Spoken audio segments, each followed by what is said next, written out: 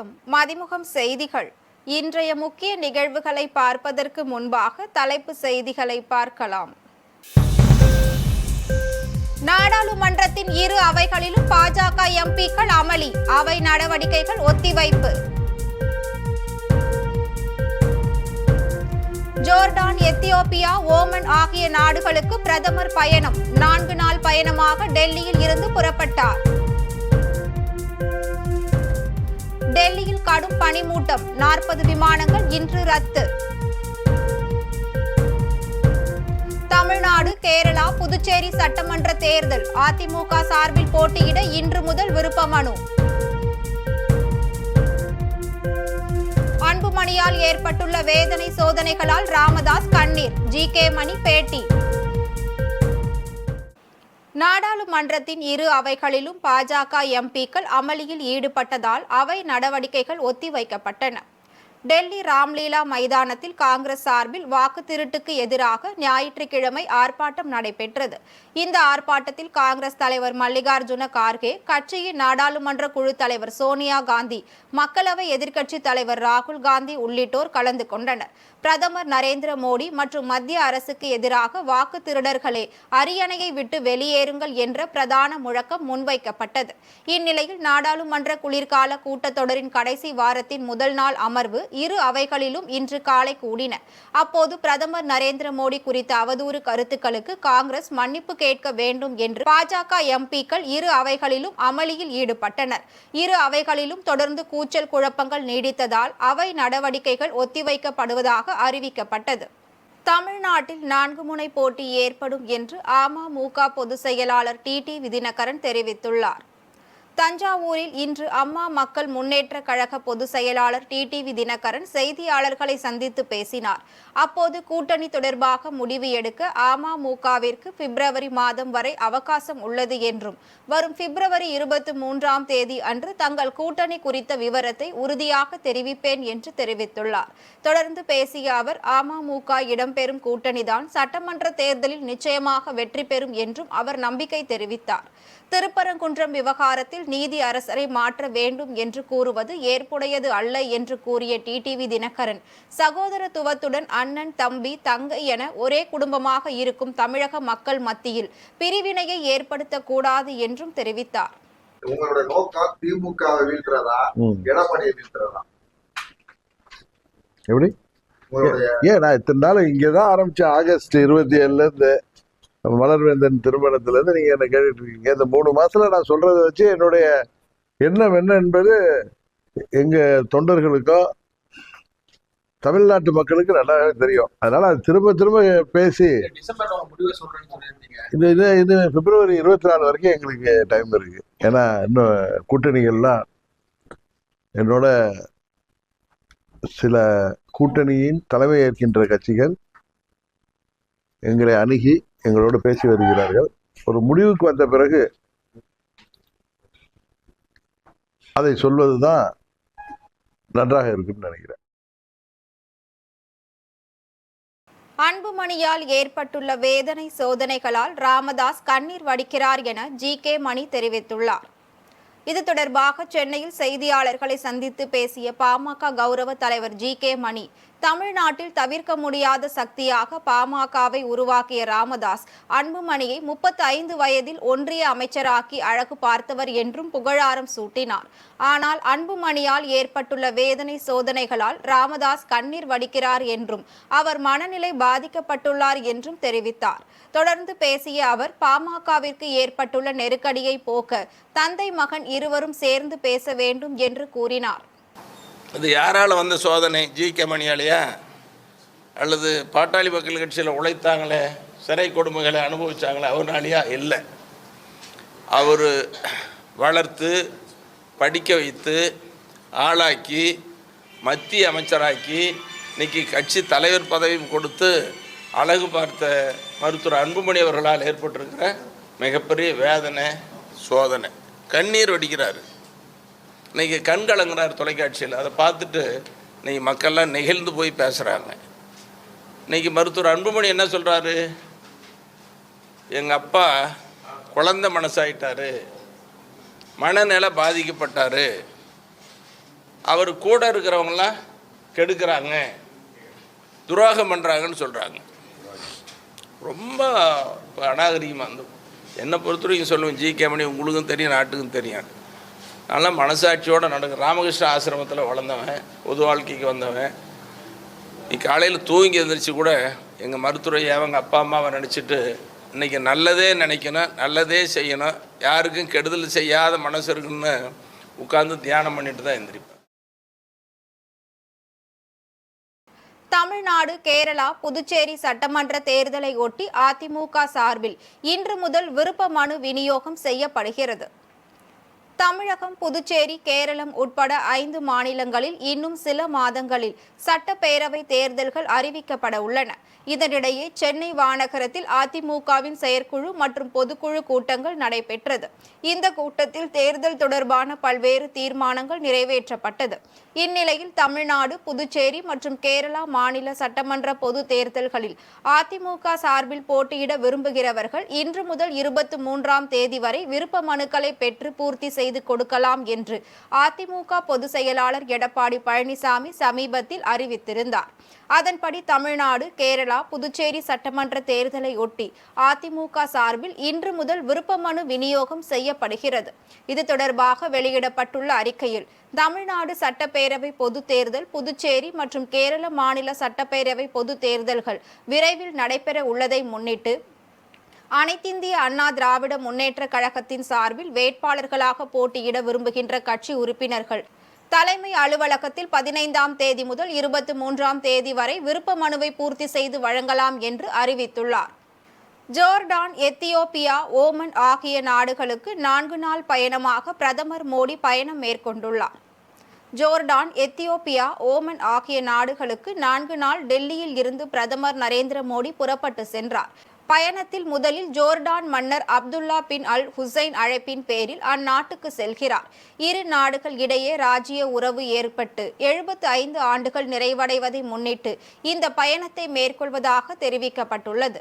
அதைத் தொடர்ந்து 16ஆம் தேதி எத்தியோப்பியா சென்று அந்நாட்டு பிரதமர் அபியு அகமது அலி உள்ளிட்ட தலைவர்களை சந்தித்து இருதரப்பு உறவை மேம்படுத்துவது குறித்து பேச்சுவார்த்தை நடைபெறும் என்றும் கூறப்பட்டுள்ளது. பயணத்தின் இறுதியாக 17ஆம் தேதி ஓமன் செல்லும் பிரதமர் அந்நாட்டு சுல்தான் ஹைதம் பின் தாரிக்கை சந்தித்து இருதரப்பு பொருளாதாரம், வர்த்தகம், பாதுகாப்பு, எரிசக்தி, முதலீடு, தொழில்நுட்ப ஒத்துழைப்பு குறித்து பிரதமர் மோடி பேச்சுவார்த்தை நடத்த உள்ளார். பிரதமரின் இந்த பயணம் மூலம் கிழக்கு ஆசியா மற்றும் ஆப்பிரிக்கா நாடுகளுடன் இந்தியாவின் உறவு மேலும் வலுவடையும் என்று தெரிவிக்கப்பட்டுள்ளது. கடும் பனிமூட்டம் காரணமாக டெல்லியில் இன்று 40 விமானங்கள் ரத்து செய்யப்பட்டுள்ளன. டெல்லி மற்றும் அதன் சுற்றுவட்டார பகுதிகளில் நிலவும் அடர்ந்த பனிமூட்டம் சாலை போக்குவரத்து மட்டுமின்றி விமான போக்குவரத்தையும் வெகுவாக பாதித்துள்ளது. பனிமூட்டம் காரணமாக டெல்லி விமான நிலையத்தில் விமானங்களின் இயக்கம் தாமதமாகி வருவதோடு விமானங்களின் தர இறக்கமும் தடைப்பட்டுள்ளது. இதன் காரணமாக டெல்லியில் இன்று 40 விமானங்கள் ரத்து செய்யப்பட்டுள்ளன. மேலும் 4 விமானங்கள் வேறு விமான நிலையங்களுக்கு திருப்பி விடப்பட்டுள்ளன. இந்த மோசமான சூழலை கருத்தில் கொண்டு இண்டிகோ, ஸ்பைஸ் ஜெட் மற்றும் ஏர் இந்தியா ஆகிய 3 முக்கிய விமான நிறுவனங்களும் பயணிகளுக்கான ஆலோசனைகளை வெளியிட்டுள்ளன. அதில் பனிமூட்டம் காரணமாக விமான சேவை பாதிக்கப்பட்டுள்ளதாகவும் பாதுகாப்பான பயணத்தை உறுதிப்படுத்த தேவையான அனைத்து நடவடிக்கைகளையும் எடுத்து வருகிறோம் என்றும் அந்நிறுவனங்கள் தெரிவித்துள்ளன. தொடர்ந்து டெல்லி விமான நிலையத்தை தவிர ஜெய்ப்பூர், ஹிண்டன் விமான நிலையம் மற்றும் சிம்லா உட்பட வட இந்தியாவில் உள்ள பெரும்பாலான விமான நிலையங்களும் இந்த பனிமூட்டத்தால் பாதிக்கப்படக்கூடும் என்று எதிர்பார்க்கப்படுகிறது. சென்னை திருவான்மையூரில் வீட்டில் செய்வினை இருப்பதாக கூறி பெண்ணிடம் நகை, பணம் பறித்த குடுகுடுப்பைக்காரர் கைது செய்யப்பட்டார். சென்னை திருவான்மையூர் மேட்டு தெருவை சேர்ந்த தம்பதியினர் சதீஷ்குமார், மஞ்சு. இந்நிலையில் மஞ்சு தனியாக இருந்தபோது அவரது வீட்டிற்கு வந்த குடுகுடுப்பைக்காரர் வீட்டில் செய்வினை இருப்பதாகவும் செய்வினையை எடுக்கவில்லை என்றால் கணவர் மற்றும் குழந்தைகளின் உயிருக்கு ஆபத்து எனவும் கூறியுள்ளார். இந்நிலையில் அவ்வளவு பணம் இல்லை என கூறிய மஞ்சு வீட்டில் இருந்த 10,000 ரூபாயை கொடுத்துள்ளார். இதனை அடுத்து மஞ்சு அணிந்திருந்த நகையை சுடுகாட்டில் வைத்து பூஜை செய்தால்தான் செய்வினை நீங்கும் என கூறி மஞ்சுவின் கையில் ஒரு கயிறு கட்டியுள்ளார். தொடர்ந்து கம்மல், வளையல் என 5 சவரன் மதிப்புள்ள தங்க நகையை மஞ்சு கழற்றி கொடுத்துள்ளார். இது தொடர்பாக பாதிக்கப்பட்ட மஞ்சுவின் கணவர் சதீஷ்குமார் திருவான்மையூர் காவல் நிலையத்தில் புகார் அளித்தார். புகாரின் பேரில் வழக்கு பதிவு செய்த போலீசார் சிசிடிவி கேமரா பதிவுகளை ஆய்வு செய்து கொட்டிவாக்கம் பகுதியை சேர்ந்த குடுகுடுப்பைக்காரர் பாலமுரளியை கைது செய்தனர். இந்நிலையில் பாலமுரளி வீடு வீடாக சென்று செய்வினை இருப்பதாக கூறி பணம் பறித்து வந்தது போலீசார் விசாரணையில் தெரிய வந்துள்ளது. கோலாலம்பூரில் இருந்து கொழும்பு வழியாக மதுரை விமான நிலையத்திற்கு ஆமை குஞ்சுகள் கடத்திய மலேசிய பெண் பயணி கைது செய்யப்பட்டார். மதுரை விமான நிலையத்திற்கு சட்டவிரோத பொருட்கள் கடத்தி வரப்படுவதாக சுங்க இலாகா வான் நுண்ணறிவு பிரிவினருக்கு தகவல் கிடைத்தது. அதன் அடிப்படையில் கொழும்புவில் இருந்து மதுரைக்கு வந்த ஸ்ரீலங்கா ஏர்லைன்ஸ் விமானத்தில் வந்த பயணிகளை சோதனை நடத்தினர். அப்போது மலேசிய நாட்டை சேர்ந்த பெண் பயணியின் உடைமைகளை சோதனை நடத்தியதில் 3101 சிகப்பு காதுகள் கொண்ட ஆமையை கோலாலம்பூரில் இருந்து கடத்தி வந்தது தெரிய வந்தது. இதனை அடுத்து இந்திய வனவிலங்கு பாதுகாப்பு சட்டத்தின் கீழ் வழக்கு பதிவு செய்த அதிகாரிகள் ஆமை குஞ்சுகளை பறிமுதல் செய்து மலேசிய பெண் பயணியை கைது செய்தனர். சாதிப்பதற்கு ஊனம் ஒரு தடை இல்லை என்பதை நிரூபித்து துபாயில் நடைபெற்ற பேட்மிண்டன் ஆசியன் பாரா விளையாட்டு போட்டியில் தங்க பதக்கம் வென்று மதுரை மாணவி சத்யா அசத்தியுள்ளார். மதுரை புதுப்பட்டி தனியார் பொறியியல் கல்லூரியில் படித்து வரும் மாற்றுத்திறன் மாணவி சந்தியா இவர் துபாயில் நடந்த ஆசியன் யூத் பாரா ஒலிம்பிக் போட்டியில் தமிழகம் சார்பில் பங்கேற்று பேட்மிண்டன் ஒற்றையர் பிரிவில் தங்கப்பதக்கம் வென்று அசத்தினார். இந்நிலையில் விமானம் மூலம் மதுரை வந்தடைந்த மாணவி சந்தியாவிற்கு பெற்றோர், பயிற்சியாளர் ரஞ்சித் மற்றும் நண்பர்கள் உற்சாகமாக வரவேற்றனர். தொடர்ந்து செய்தியாளர்களை சந்தித்த மாணவி சந்தியா முதலமைச்சர் மு.க. ஸ்டாலின், துணை முதலமைச்சர் உதயநிதி ஸ்டாலின் ஆகியோருக்கு நன்றி தெரிவிப்பதாக கூறினார். விளையாட்டுத் துறையில் அவர்கள் செய்த உதவி மிகவும் உதவிகரமாக இருந்தது எனவும் தெரிவித்தார். உதயநிதி அவர்கள் ஸ்போர்ட்ஸ் மினிஸ்டரும் எம்.கே. ஸ்டாலின் அவர்களும் எங்களுக்கு ஸ்போர்ட்ஸ்ல ரொம்ப சப்போர்ட் பண்ணியிருக்காங்க. அது எங்களுக்கு ரொம்ப பெரிய சப்போர்ட்டா இருக்கு. மேற்கொண்டு எங்களுக்கு நிறைய சப்போர்ட் பண்ணாங்கன்னா இன்னும் நல்லா இருக்கும். புதுக்கோட்டையில் BSNL பணியாளர்கள் போல் நடித்து பூமிக்கு அடியில் புதைந்திருக்கும் கேபிள் காப்பர் வயர்களை திருடிய 6 பேர் கைது செய்யப்பட்டனர். மாவட்டம் நகர காவல் நிலையத்துக்கு உட்பட்ட மேலராஜா வீதியில் உள்ள BSNL அலுவலகம் அமைந்துள்ளது. இந்த அலுவலகத்திற்கு முன்பாக பூமிக்கு அடியில் புதைத்திருக்கும் கேபிள் காப்பர் வயர்களை BSNL பணியாளர்கள் போல் வேடம் அணிந்த மர்ம நபர்கள் பழுது பார்ப்பது போல் திருடி சென்றனர். இது தொடர்பாக புகாரின் அடிப்படையில் தர்மபுரி மாவட்டத்தை சேர்ந்த சூர்யா, செல்லதுரை, மணிகண்டன், மகேந்திரன், மணிகண்டன், சின்னதுரை ஆகிய 6 பேரையும் போலீசார் கைது செய்தனர். தர்மபுரி மாவட்டத்தில் இருந்து வந்து மாதத்திற்கு ஒரு மாவட்டத்தை தேர்வு செய்து BSNL கேபிள் காப்பர் ஒயர்களை திருடுவதை வழக்கமாக கொண்டிருந்தது தெரிய வந்தது. இதனை அடுத்து அவர்களிடம் இருந்து சுமார் 10 லட்சம் மதிப்புள்ள பொலிரோ வாகனம், கடப்பாறை மற்றும் மண்வெட்டிகள் உள்ளிட்டவற்றை கைப்பற்றிய போலீசார் குற்றவாளிகளை சிறையில் அடைத்தனர். மயிலாடுதுறை மாவட்ட அரசு தலைமை மருத்துவமனையில் மாவட்ட ஆட்சியர் திடீர் ஆய்வு மேற்கொண்டார். மயிலாடுதுறை மாவட்ட அரசு தலைமை மருத்துவமனையில் மருத்துவர்கள், செவிலியர்கள் பற்றாக்குறை மற்றும் இதய நோய் உள்ளிட்ட முக்கிய நோய்களுக்கு நிபுணர்கள் பற்றாக்குறை, அடிப்படை வசதிகள் இன்மை உள்ளிட்ட பல்வேறு குறைபாடுகள் உள்ளது. இது தொடர்பான குற்றச்சாட்டை முன்வைத்து மனிதநேய மக்கள் கட்சி சார்பில் மதிமுக, விசிக, CPM, CPI, தேமுதிக உள்ளிட்ட பல்வேறு கட்சியினர் கடந்த வாரம் மயிலாடுதுறை மாவட்ட ஆட்சியர் அலுவலகம் முன்பு கண்டன ஆர்ப்பாட்டத்தில் ஈடுபட்டனர். இந்நிலையில் மயிலாடுதுறை மாவட்ட ஆட்சியர் ஸ்ரீகாந்த் மாவட்ட அரசு தலைமை மருத்துவமனையில் திடீர் ஆய்வு மேற்கொண்டார். அப்போது டயாலிசிஸ் பிரிவு, முதலமைச்சரின் விரிவான காப்பீட்டு திட்ட அலுவலக பிரிவு உள்ளிட்டவற்றை ஆய்வு மேற்கொண்ட மாவட்ட ஆட்சியர் சுகாதாரத்துறை இணை இயக்குனர் பானுமதி, தலைமை மருத்துவர் மருதவாணன் உள்ளிட்ட மருத்துவ அலுவலர்களுடன் ஆய்வு கூட்டம் நடத்தி மருத்துவமனையின் தேவைகள் குறித்து கேட்டறிந்தார். குடியுரிமைக்கு ஆதரவு தெரிவித்த மோடி மற்றும் அதிமுக அரசுக்கு எதிராக சிறுபான்மையினருக்கு ஆதரவாக நின்றவர் முதலமைச்சர் மு.க. ஸ்டாலின் என மதிவதனி தெரிவித்துள்ளார். தமிழகத்தின் பல்வேறு பகுதிகளிலும் உதயநிதி ஸ்டாலின் பிறந்த நாளை ஒட்டி திமுகவினர் பல்வேறு நிகழ்ச்சிகளை நடத்தி வருகின்றனர். அதன் ஒரு பகுதியாக பொள்ளாச்சியில் திராவிடம் 2.0 வெல்லட்டும் திராவிடம், வீழட்டும் பாசிசம் என்ற கருத்தரங்கு நடைபெற்றது. கோவை தெற்கு மாவட்ட திமுக சார்பில் நடைபெற்ற இந்த கருத்தரங்கில் சுமார் 500க்கும் மேற்பட்டோர் கலந்து கொண்டனர். மேலும் இந்நிகழ்ச்சியில் திராவிட கழக துணை பொதுச் செயலாளர் மதிவதனி கலந்து கொண்டு உரையாற்றினார். அப்போது சிறுபான்மையினருக்கு எதிராக குடியுரிமை சட்டத்தை ஆதரித்த மோடி அரசுக்கு எதிராக முதலமைச்சர் மு.க. ஸ்டாலின் சிறுபான்மையினருக்கு ஆதரவாக குடியுரிமை சட்டத்தை எதிர்த்தார் எனவும், சிறுபான்மையினருக்கு ஆதரவாக பல்வேறு திட்டங்களை கொண்டு வந்தார் எனவும் கூறினார். ராணிப்பேட்டை மாவட்டம் பூட்டுத்தாக்கில் இளைஞர் விளையாட்டு மைதானத்தை அதிமுக மாவட்ட செயலாளர் சுகுமார் திறந்து வைத்தார். ஆற்காடு அடுத்த பூட்டுத்தாக்கு பகுதியில் உள்ள விளையாட்டு மைதானத்தை அதிமுக ராணிப்பேட்டை மேற்கு மாவட்ட செயலாளர் சுகுமார் தனது சொந்த செலவில் புதுப்பித்தார். இந்நிலையில் புதுப்பிக்கப்பட்ட விளையாட்டு மைதானத்தை அதிமுக மாவட்ட செயலாளர் சுகுமார் திறந்து வைத்து இளைஞர்களுக்கு விளையாட்டு உபகரணங்களை வழங்கி ஊக்கப்படுத்தினார். இந்நிகழ்ச்சியில் ஏராளமான அதிமுக நிர்வாகிகள் கலந்து கொண்டனர். பின்னர் செய்தியாளர்களை சந்தித்த அதிமுக மாவட்ட செயலாளர் சுகுமார், இளைஞர்கள் போதைக்கு அடிமையாகாமல் இருக்க இது போன்ற மைதானங்களை திறந்து வைத்து அவர்களை ஊக்கப்படுத்துவதாக கூறினார். சென்னையில் ஆபரண தங்கத்தின் விலை சவரனுக்கு 720 ரூபாய் உயர்ந்து 99,680 ரூபாய்க்கு விற்பனை செய்யப்படுகிறது. தொடர்ந்து உயர்ந்து வரும் தங்கம் விலை வாரத்தின் முதல் நாளான இன்றும் அதிரடியாக உயர்ந்து வரலாறு காணாத புதிய உச்சத்தை எட்டியுள்ளது. அதன்படி சென்னையில் 22 கேரட் ஆபரண தங்கத்தின் விலை கிராமிற்கு 90 ரூபாய் உயர்ந்து 12,460 ரூபாய்க்கு விற்பனையாகிறது. மேலும் சவரனுக்கு 720 ரூபாய் உயர்ந்து 99,680 ரூபாய்க்கு விற்பனை செய்யப்படுகிறது.